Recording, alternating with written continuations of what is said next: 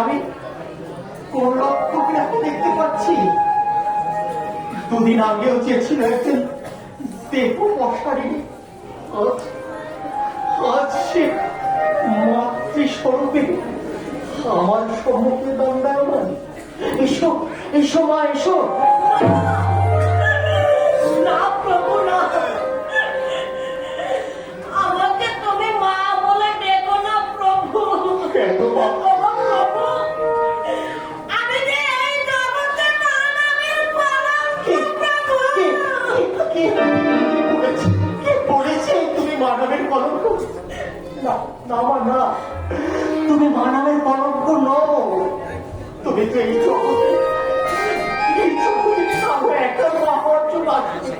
তুমি তো এসেছো এই সকল ভক্তদের মা হওয়ার জন্য। আমার শুভ সময় অতিবাহিত হয়ে যাচ্ছে। আমি আর বিলম্ব করতে চাই না।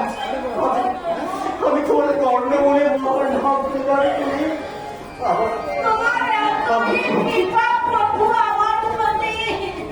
প্রভু, না চাইতেই তুমি আমাকে অনেক কৃপা করেছো প্রভু। প্রভু, আমি তো করেছিলাম নরকে, আর যদি তুমি আমাকে সেই নরক থেকে উদ্ধার না করতে, তাহলে আমার যে কি ক্ষতি হতো প্রভু আমি নিজেও জানি না। সবেই তো পরম দয়াল শ্রীকৃষ্ণের কৃপা। এসো মা, আর বিলম্ব নয়। প্রভু, প্রভু,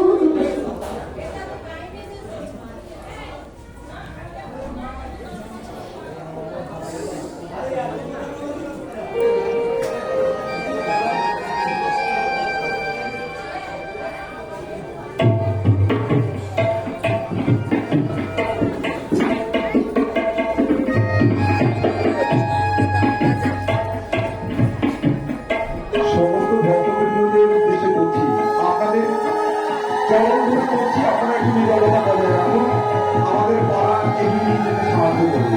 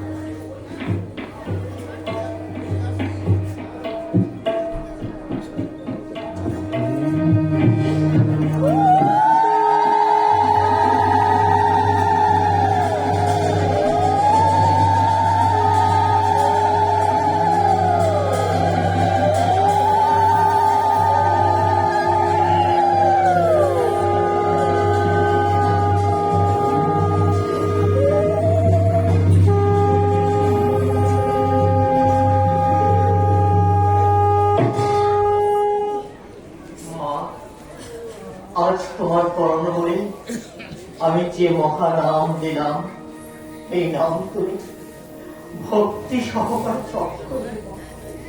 দেখবে এই নামে একদিন তোমাকে মুক্তির পথ দেখাবে। মা, তুমি আমাকে আশীর্বাদ করো প্রভু। আজ তুমি আমার কর্ণ মনে যে মহা নাম দিয়েছ, আমি যেন তার ভক্তি সহকারে জপ করতে পারি প্রভু। আর আমি এই জগতে যে কটা দিন বাঁচি প্রভু, তোমার চরণ ভরসা করে যেন পেতে থাকতে পারি। এই অভাগিনীকে এতটুকু কৃপা করো প্রভু, তোমার চরণ থেকে কখনো বঞ্চিত করবে না প্রভু। আমাকে কথা দাও, কথা দাও প্রভু, কথা দাও, কোনোদিন আমাকে বঞ্চিত করবে না। তাই দীক্ষান্তে তো গুরুকে দক্ষিণা দিতে হয়। তুমি আমাকে দক্ষিণা দেবে না মা? তুমি কি বলছো প্রভু? আমি দক্ষিণা দক্ষিণা কোথাও